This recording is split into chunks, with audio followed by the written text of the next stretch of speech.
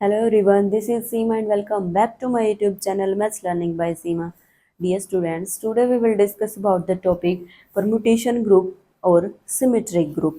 आज हम पढ़ेंगे permutation group और उसी को कहते हैं symmetric group जिसकी नोटेशन होती है आपकी SN. ठीक है, हमने UN भी पढ़ा है और ZN भी पढ़ा है. ठीक है, आज हम पढ़ेंगे SN. ये क्या होता है? ये एक 1:1:2 मैपिंग होती है.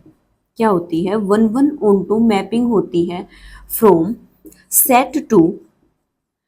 ए सेट टू इटसेल्फ. मान लिया कोई सेट S है, S से मैपिंग होती है, किसके ऊपर होती है? उसी सेट के ऊपर मैपिंग होती है. और वो मैपिंग कैसी होती है? 1:1:2 मैपिंग होती है. उसे हम क्या कहते हैं? एक परम्यूटेशन ग्रुप कहते हैं. और जितने इस S के अंदर एलिमेंट होते हैं ना, फाइनाइट एलिमेंट, क्या होता है? ये सेट जो होता है ना, ये फाइनाइट होता है. फाइनाइट है, और फाइनाइट है तो इसका मतलब इसके अंदर कुछ एलिमेंट्स होंगे. और जितने एलिमेंट्स होंगे ना इसके अंदर, उसका जो फैक्टोरियल होता है उतने ही नंबर ऑफ एलिमेंट्स होते हैं. क्या होते हैं? Number of elements in SN के अंदर उतने ही फैक्टोरियल क्या होते हैं? आपके एलिमेंट्स होते हैं. जैसे फॉर एग्जांपल आप ये देख के चलिए, कोई सेट है, उसके अंदर एलिमेंट है आपके 1 2 3. ये आपके सेट के अंदर एलिमेंट है. SN के अंदर एलिमेंट नहीं है. कोई एक सेट लिया है हमने, उसके अंदर ये एलिमेंट है. तो हमने क्या कहा है? कितने एलिमेंट हैं? 3. कि n एलिमेंट लिए थे, तो यहाँ कितने एलिमेंट है? 3. तो 3 लेंगे. तो S3 के अंदर कितने एलिमेंट होंगे? 3 फैक्टोरियल. इस चीज का मतलब ये था. आया समझ में? कितने हैं? 6. S2 जो होता है हमारा, उसके अंदर कितने होते हैं? 2. S जो 4 होता है हमारा, उसके अंदर कितने होते हैं? 4 फैक्टोरियल होते हैं हमारे. ठीक है, ऐसे होते हैं कि SN जो होगा ना, उसके अंदर नंबर ऑफ एलिमेंट्स हैं. ये आपके क्या हैं? Number of elements in SN क्या होता है आपके पास? n फैक्टोरियल होता है. क्लियर है? उसके बाद देखो, इसकी जो रिप्रेजेंटेशन होती है SN की, वो कितने तरीके से होती है हम वो देखेंगे. हमने लिया ये है 1 2 3. S कोई सेट है ना, ये अभी लिया हमने, तो मैपिंग किस से किस पर होगी? खुद पर ही होगी. तो वही सेट लेना पड़ेगा हमें. डेफिनेशन में ही कहता है कि जो 1:1:2 मैपिंग है फ्रॉम सेट टू इटसेल्फ, खुद पर ही होगी. मान लिया ये है F1 इमेज है, ये F ही लगा लो, F इमेज है ये. ठीक है, ये देखो क्या है? ये हमारी 1:1:2 मैपिंग है. तो एक रिप्रेजेंटेशन तो होती है ये कि आप इमेज ऐसे दिखाओ कि 1:1 हो और on2 हो आपकी. ठीक है, एक तो होती है ये. दूसरी क्या होती है आपकी? आप क्या कहो कि जो F1 है उसकी इमेज क्या है आपके पास? 2. दूसरा क्या होता है इसको लिखने का तरीका? वो है ये F जो 2 है वो क्या आएगा? 1. और जो F3 है वो क्या आएगा आपका? 3. आया कुछ समझ में?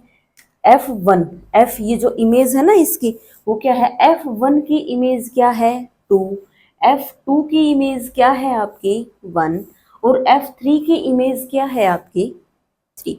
2 तरीके तो होते हैं आपके पास ये.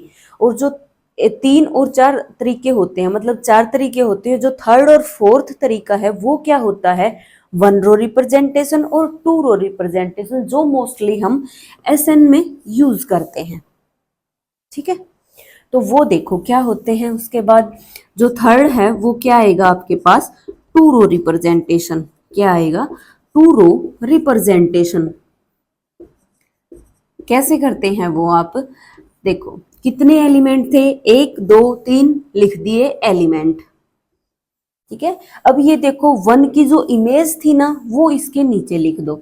1 की इमेज क्या थी आपकी? 2. यहाँ भी 1 की इमेज आपकी क्या है? 2. यहाँ लिख देते हैं 2. ये होता है, ऊपर तो लिखते हैं हम एलिमेंट्स और नीचे लिखते हैं उस एलिमेंट की इमेज. ये है 2. 2 की इमेज क्या है आपके पास? 1. और 3 की इमेज क्या है? 3। इसको बोलते हैं टू रो रिप्रेजेंटेशन। दिख भी रहा है एक रो दो रो, मतलब दो तो रो हैं, तो इसलिए कहते हैं टू रो रिप्रेजेंटेशन। फोर्थ क्या होता है आपके पास, वन रो रिप्रेजेंटेशन। नाम से ही पता चल रहा है कि इसको हम कैसे ना कैसे करके एक रो में दिखाएंगे। वो एक रो में दिखाने का तरीका क्या होता है आपका, सबसे पहले हम लेके चलते हैं एक एलिमेंट, कौन सा भी एलिमेंट ले लो क्योंकि ये साइक्लिक होते हैं, ठीक है। तो मैंने लिया 1। अब क्या होता है इसमें, यहाँ आगे जो है वो क्या लिखते हैं, इसकी जो इमेज होती है ना 1 की, वो लिखते हैं। तो 1 की इमेज क्या है आपके पास, 2 लिखा। अब आगे क्या लिखेंगे, 2 की इमेज लिखेंगे। तो 2 की इमेज क्या है आपके पास, 1, और 1 तो आ चुका है, इसका मतलब आएगा क्लोज। और ये 3 की इमेज 3। अब देखो इसका फंडा क्या होता है, 1 की इमेज 2 नेक्स्ट होती है, और जो लास्ट वाला होता है उसकी इमेज होती है फर्स्ट। ये तो छोटा हो गया, शायद आपको समझना है। जैसे आप लगा लो, ये है आपके पास कोई वन रो रिप्रेजेंटेशन इससे अलग, ठीक है। इसका मतलब क्या होता है कि 1 की इमेज तो है आपके पास 2, और 2 की इमेज है आपके पास 4, 4 की इमेज है आपके पास 5, 5 की इमेज आपके पास है 6, और 6 की इमेज आपके पास है 1। और जो ये 6 एलिमेंट का है, तो जो बच गए मतलब 3 बच गया। 3 की इमेज खुद 3 है, जैसे यहाँ है 3 की इमेज 3 है, ठीक है। उसके बाद 4, 5 और 6 ये हैं, इसको ऐसे रिप्रेजेंट करते हैं। आया समझ में, 6 एलिमेंट हैं ये, क्लियर है। उसके बाद देखो आप, ये होती हैं, और ज्यादातर तो हम ये यूज करते हैं, लेकिन ये भी यूज करते हैं। उसके बाद देखो आप, जो S3, S1, S2 ये निकालते कैसे हैं, ये तो इसके रिप्रेजेंटेशन के तरीके हो गए। अब देखेंगे कि जो रिप्रेजेंटेशन है कौन कौन से एलिमेंट होते हैं। S3 के अंदर देखो कितने एलिमेंट्स होंगे हमारे, 3 फैक्टोरियल यानी कि 6 एलिमेंट होंगे। फैक्टोरियल तो आई थिंक सबको खोलना ही आता होगा, 3 इंटू 2। एन फैक्टोरियल कैसे खुलता है, एन, एन माइनस 1 फैक्टोरियल, ठीक है। तो कितने होंगे हमारे पास, 6 होंगे। इनको कैसे लिखते हैं, पहले देखते हैं टू रो रिप्रेजेंटेशन। वैसे हम आगे पढ़ेंगे साइकिल परमुटेशन वगैरह पढ़ते हैं ग्रुप में, तो मोस्टली यूज तो होता है वन रो रिप्रेजेंटेशन का, लेकिन S3 की मैं बता देती हूँ आपको टू रो रिप्रेजेंटेशन कैसे लिखते हैं। उसके बाद करेंगे हम वन रो रिप्रेजेंटेशन। देखो कैसे करते हैं, जितने एलिमेंट्स होते हैं ना उतने एक बार लिख लेते हैं हम, फिर इनके नीचे क्या लिखेंगे, इनकी ही इमेज लिख देंगे। 1 2 3 हो गया, ये यहाँ आ जाएगा 1 2 3, और ये 1 2 3, 6 एलिमेंट है ना, 6 लिख दिया हमने। इसके नीचे लिखेंगे इनकी हम इमेज। तो एक है ना तरीका देखो कुछ लिखने का, वो तरीका लगा लो, ट्रिक लगा लो, कुछ भी लगा लो, याद रहना चाहिए आपको। क्या होता है कि एक तो आइडेंटिटी आएगी, ये तो हमें पता है सेम आएगी, ठीक है। उसके बाद क्या होती है, 1 की इमेज कौन कौन सी हो सकती है, 1 हो सकती है, 2 हो सकती है, 3 हो सकती है। 1 की इमेज लिखी 1, ठीक है, और 1 की इमेज 1 यहाँ भी लिखो। ये 2 3 था, ये 3 2 भी हो सकती है, ठीक है। उसके बाद 1 की इमेज पकड़ो 2, क्या पकड़ो 2, तो पहला एलिमेंट क्या है 1, 2 यहाँ आ चुका, ये लिख दिया 3। क्या हो था, 1 की इमेज 2 लेके चल रहे थे, वहां क्या था 1 3, यहाँ लिख दो 3 1, ठीक है। अब 1 की इमेज क्या लिखो 3, और 1 और 2 लिख दो, 1 की इमेज 3 और 2 और 1 यानी कि इनको पलट दो। आया समझ में, ऐसे लिख लेते हैं ये 6 एलिमेंट, याद रह जाते हैं, वरना है ना पजल हो जाओगे, याद नहीं रहेगा किसकी इमेज कौन सी क्या थी, ठीक है। कैसे करोगे, सबसे पहले एक को पकड़ो, उसकी इमेज देखो, वही सेम ले लो, 1 ली, और इन दोनों को देखो, कुछ जो एलिमेंट्स बच गए वो लिख दो। फिर क्या किया, जो एलिमेंट्स थे उनको पलट दो, ये 2 3 था, ये 3 2 कर दिया। उसके बाद 1 के नीचे लिखी 2, और जो बचे हुए एलिमेंट हैं वो लिख दिए। फिर 1 की फिर से 2 ली, और जो बचे हुए एलिमेंट थे उनको पलट दिया, जो यहाँ था ना उसको पलट के लिख दिया। 1 3 था, 3 1 लिख दिया, 1 की 3 लिखी, बचे हुए एलिमेंट्स लिख दिए। फिर 1 की 3 लिखी, और जो ये एलिमेंट थे ना बचे हुए उनको पलट के लिख दिया। 6 हो चुके हमारे पास। अब देखो इसकी वन रो रिप्रेजेंटेशन क्या करते हैं हम, वन रो रिप्रेजेंटेशन क्या होती है, वन रो रिप्रेजेंटेशन कैसे करते हैं इसकी। देखो एक तो होगी आइडेंटिटी हमारी, ठीक है, जो जिस एलिमेंट की सेम ही इमेज होती है वो होती है हमारी आइडेंटिटी। उसके बाद क्या करेंगे, देखो 1 की इमेज क्या है आपके पास, 1 है, 1 की 1, और ये क्या है 2 की इमेज क्या है आपके पास 3, और 3 की 2। और ये जो खुद की इमेज खुद पे होती है ना, उसको लिखने की कोई ज़रूरत नहीं होती, इसको ट्रांसपोजिशन बोलते हैं हम। ठीक है, आगे हम साइकिल परम्यूटेशन पढ़ेंगे ना, उसमें ये सब क्लियर हो जाएगा। उसके लिए आपको ये जो 1 रो रिप्रेजेंटेशन होते हैं ये आना जरूरी होता है, इसलिए पहले ये बता रही हूँ आपको कि कैसे करते हैं।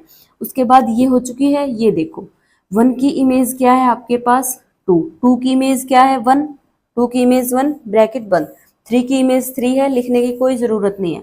फिर उसके बाद ये है 1, पकड़ो, 1 की इमेज क्या है 2, लिख दी 2, 2 की इमेज क्या है 3, 3 की इमेज क्या है 1, 3 की इमेज है 1। आगे उसके बाद क्या आएगी, देखो 1, 1 की इमेज क्या है 3, 3 की इमेज क्या है 2, 2, 2 की इमेज क्या है 1, 2 की इमेज है 1। यानी कि जो लास्ट वाला होता है ना उसकी इमेज होती है फर्स्ट, इसलिए उस ब्रैकेट को हम बंद कर देते हैं। इसका मतलब क्या है 1 की इमेज 3, देखो 1 की इमेज 3, 3 की इमेज 2, 3 की इमेज 2, 2 की इमेज क्या आएगी 1, तो 2 की इमेज है 1। ठीक, क्लियर है। उसके बाद 1, 1 की इमेज क्या है आपके पास 3, 3 की इमेज क्या है 1 ब्रैकेट बंद। ठीक है, आ गया 1 की 3 और ये आ जाएगी। उसके बाद हम 1 रो रिप्रेजेंटेशन को बिना इस इमेज के कैसे लिखें, वो क्या होता है, वैसे तो ये ही आएंगी, लेकिन इनको थोड़ा सा याद करने का तरीका क्या होता है वो देखो। सबसे पहले क्या लिखते हैं, आइडेंटिटी तो लिखते ही लिखते हैं, उसके बाद क्या ले लेते हैं, ये होती है जितना ये इसके अंदर एलिमेंट होते हैं ना उतना ही ऑर्डर होता है, ये 3 ऑर्डर है, ये 2 ऑर्डर है। अब देखो 3 तक जाना है, हमें 3 ऑर्डर तक जाना है, तो सबसे पहले तो आइडेंटिटी लिख दिया, एक एक ऑर्डर के लिख दिए, उसके बाद 2 ऑर्डर के लिखेंगे, 1 के साथ लिखा 2 लिख सकते हैं, 1 के साथ लिखा 3।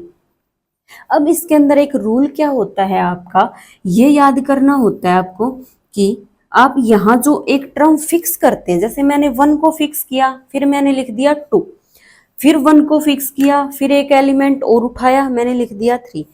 अगर हमारी ये 4 में होती तो मैं लिख देती 1 4, ठीक है, लिख देती। 1 मैंने फिक्स किया था, तो जो फिक्स करते हैं ना उसके दूसरी साइड हम उससे छोटा नंबर नहीं ले सकते, उससे हम बड़ा ही लेंगे। याद रखना, जो फिक्स करते हैं ना उससे बड़ा नहीं ले सकते। ये लिख सकती हूँ मैं 1 2 3 है, अब मैंने इसको तो फिक्स किया हुआ है 1 को, तो 2 लिख दिया 3 लिख दिया, ये तो चलो कंटिन्यूसली बड़े हो रहे हैं। अब मैंने ये देखो आपस में 3 और 2 है, ये आप कहोगे कि राइट साइड में तो छोटा है, छोटा जरूर है लेकिन जो फिक्स किया है ना उससे तो बड़ा है ना, ये हो सकते हैं आपके, लेकिन मैंने फिक्स ये किया है इससे बड़ा होना चाहिए, ये नहीं लिख सकती मैं, ये मैंने फिक्स किया है 2, तो मैं ये नहीं लिख सकती कि 2 के बाद 1 नहीं आएगा। आया समझ में। अब देखो 1 2 लिखा 1 3 लिखा, अब मैंने किया 2 फिक्स, 2 के बाद मैं 1 नहीं लिख सकती। और वैसे भी क्यों नहीं लिख सकती का रीजन क्या होता है पता है आपको, क्योंकि देखो 2 की इमेज 1 और 1 की इमेज 2 और ये बिल्कुल सेम है दोनों, ये रिपीटेशन से बचने के लिए होता है आपका। क्लियर है। जैसे 1 3 2 है, मैं कह दूं कि मैं लिखूंगी 2 1 3, क्या लिखूंगी 2 1 3, ये देखो दोनों सेम है। क्यों है, क्योंकि ये जो होती है ना साइकिल में होती है, क्या होती है साइकिल में होती है। 1 की इमेज 3, 1 की इमेज देखो 3, 3 की इमेज 2 देखो 3 की इमेज 2, है ना बिल्कुल सेम, इसलिए नहीं लिखते ये छोटे। उसके बाद मैंने 2 फिक्स किया, 2 के बाद क्या लिख सकती हूँ मैं, 1 तो लिख नहीं सकती, क्या लिखूंगी 3, और ये हो गया।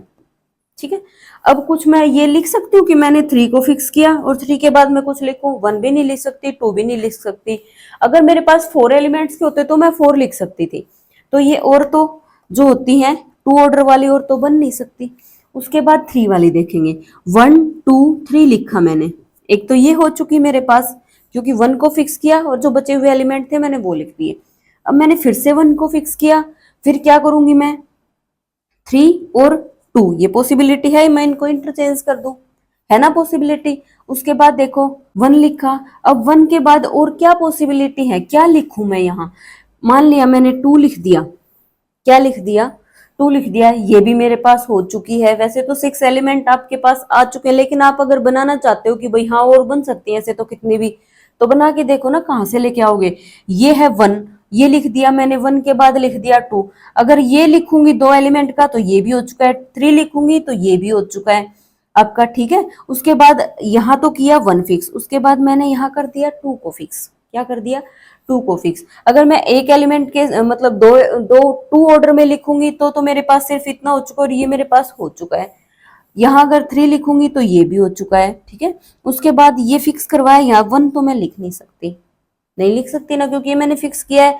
और यहाँ कुछ लिखूंगी तो ये तो हो नहीं सकता, क्योंकि ये तो सेम ही आ जाएंगी, इसलिए और हम नहीं बना सकते। अगर आपको लग रहा है बना सकते हैं तो ट्राई करके देखना, वो इन्हीं में से कुछ ना कुछ मिलेगा आपका, ठीक है। हुआ क्लियर? कितने एलिमेंट हो गए? 1 2 3 4 5 6। अगर अब भी आपको थोड़ा बहुत ये लग रहा है कि नहीं समझ आया, तो S4 जो करवाऊंगी ना उसकी 1 रो रिप्रेजेंटेशन, उसमें बिल्कुल अच्छे से क्लियर हो जाएगा आपको, ठीक है। और कुछ प्रैक्टिस से आएंगे ये क्वेश्चन आपको। जो प्रैक्टिस होगी ना, बार बार एक चीज एक बार नहीं समझ में आ रही तो दोबारा करके देखो उसको। मैथ तो हमेशा प्रैक्टिस ही मांगता है, प्रैक्टिस के बिना तो मैथ है ही नहीं। जो प्रैक्टिस के लिए आलस्य करता है उससे मैथ होगा ही नहीं, ठीक है। उसके बाद देखो क्या आएगा हमारा, S4 करते हैं हम। कितने एलिमेंट्स हैं? 4। तो कितने होंगे S4 के अंदर? कितने होंगे? 4 फैक्टोरियल। 4 फैक्टोरियल कितने होते हैं आपके पास? 24। सबसे पहले क्या लिखेंगे? आइडेंटिटी। लिखिए हमने आइडेंटिटी। देखो 4 एलिमेंट्स होते हैं इसमें, यानी कि हम जो लेते हैं वो। उसके बाद क्या करेंगे हम? 2 का करेंगे, 3 ऑर्डर का करेंगे और फिर 4 ऑर्डर का करेंगे।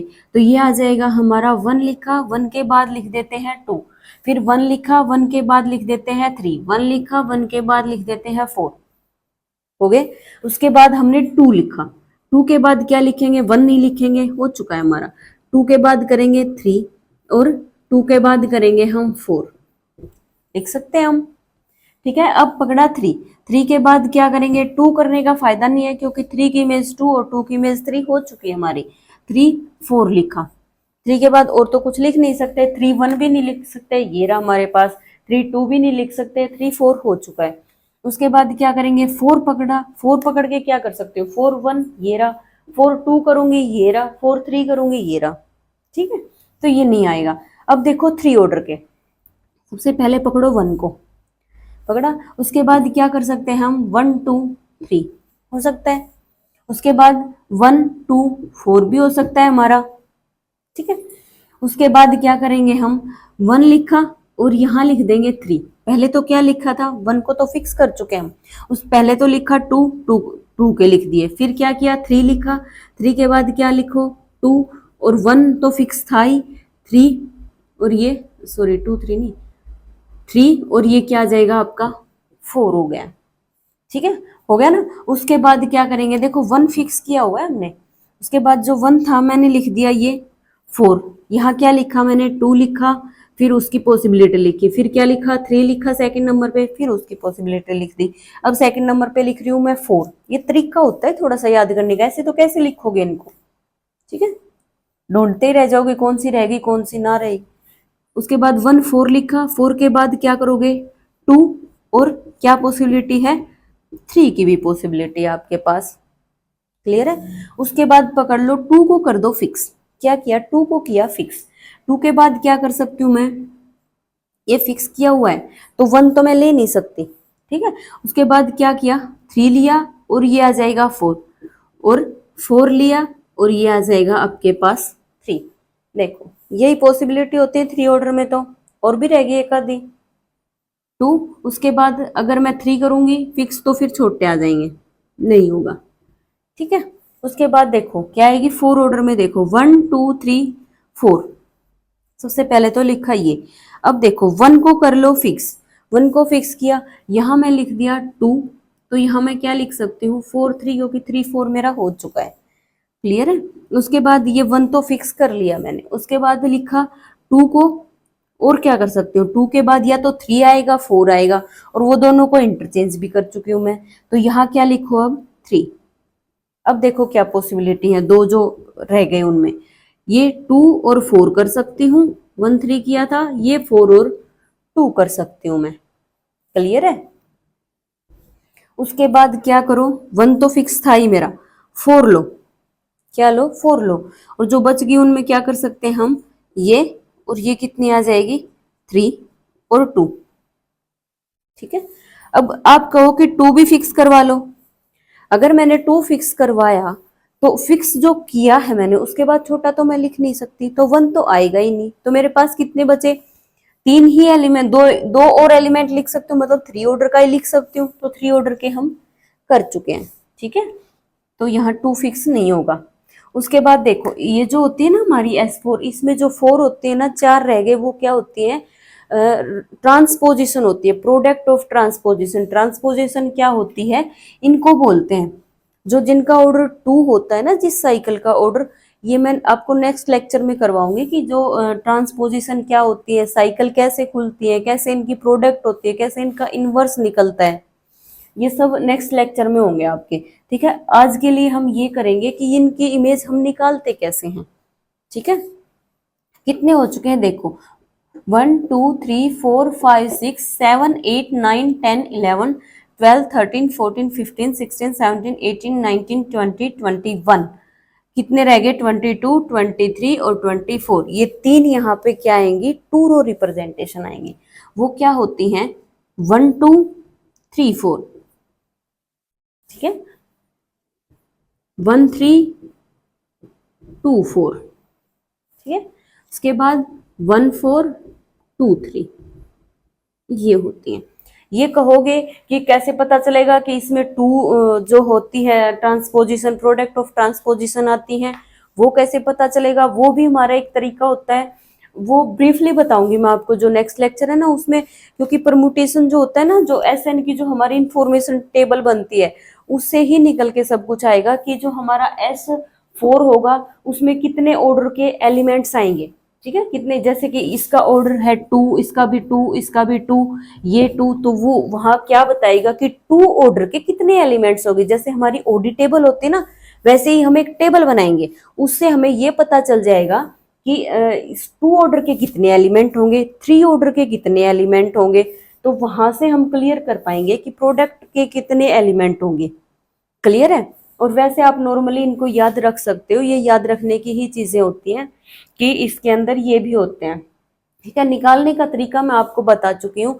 इसके बाद नेक्स्ट लेक्चर में हम क्या पढ़ेंगे कि जो साइकिल परमुटेशन होते हैं ना, वो देखेंगे। क्यों देखेंगे, वो उनकी जरूरत क्यों होती है, क्योंकि हम क्या कर रहे हैं, परमुटेशन ग्रुप, सिमेट्रिक ग्रुप। अभी तो हमने सिर्फ सिमेट्रिक ये पढ़ा है, ग्रुप कहाँ बना के दिखाया आपको कि ये ग्रुप है। उसके लिए क्या होगा कि ग्रुप की जो डेफिनेशन है वो लगाएंगे हम, कि आइडेंटिटी होती है, यूनिक होती है। चलो आइडेंटिटी तो हमें दिख रही है। उसके बाद क्या होता है, इनवर्स यूनिक होता है। अब ये साइकिल है, इनका इनवर्स कैसे निकालें हम, वो सीखना तो पड़ेगा ना कि जो इनका इनवर्स है वो निकलेगा कैसे। तभी तो, अगर इनवर्स निकालना आता होगा तभी तो हम कह पाएंगे ना कि इस एलिमेंट का इनवर्स ये है, तो यूनिक इनवर्स है तो ग्रुप है।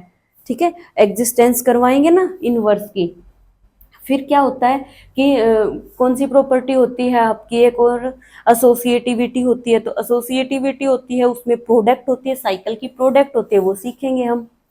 ठीक है, तो ये जो क्लोजर की होती है, ये सारी जो प्रॉपर्टी होती है ना, ये हम सब सीखेंगे नेक्स्ट लेक्चर में। सबसे पहले हम सीखेंगे इनकी प्रोडक्ट करनी, इनका ऑर्डर निकालना, और ऑडी टेबल जो होती है ना वो सब सीखेंगे। उसके बाद हम देखेंगे कि जो ये ग्रुप है, एबिलियन है, साइक्लिक है, कैसे ग्रुप है। ठीक है, आई होप आज का लेक्चर आपको पसंद आया होगा। इसके बाद जो कल का लेक्चर है हमारा साइकिल परमुटेशन का, वो मोस्ट इंपोर्टेंट लेक्चर होने वाला है, क्योंकि वहां से अक्सर क्वेश्चन आते हैं, DSSB में भी आते हैं, स्टेट वगैरह में भी देखे गए हैं, और जो जहाँ पे PGT एग्जाम होते हैं ना टीचिंग, उनमें जरूर क्वेश्चन आते हैं आपके।